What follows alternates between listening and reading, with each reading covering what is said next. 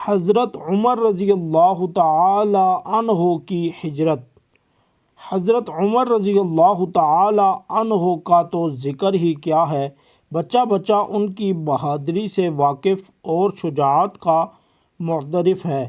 اسلام کے شروع میں جب مسلمان سب ہی ضعف کی حالت میں تھے، حضور صلی اللہ علیہ وسلم نے خود اسلام کی قوت کے واسطے عمر رضی اللہ تعالی عنہ کے مسلمان ہونے کی دعا کی، جو قبول ہوئی۔ حضرت عبداللہ بن مسعود رضی اللہ تعالی عنہ فرماتے ہیں کہ ہم لوگ کعبہ کے قریب اس وقت تک نماز نہیں پڑھ سکتے تھے جب تک کہ عمر رضی اللہ تعالی عنہ مسلمان نہیں ہوئے۔ حضرت علی رضی اللہ تعالی عنہ فرماتے ہیں کہ اول ہر شخص نے ہجرت چھپ کر کی، مگر جب عمر رضی اللہ تعالی عنہ نے ہجرت کا ارادہ کیا تو تلوار گلے میں ڈالی، کمان ہاتھ میں لی اور بہت سے تیر ساتھ لیے۔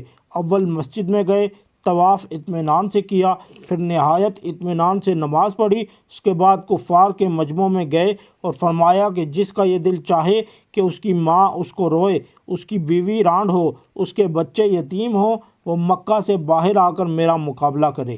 یہ الگ الگ جماعتوں کو سنا کر تشریف لے گئے۔ کسی ایک شخص کی بھی ہمت نہ پڑی کہ پیچھا کرتا۔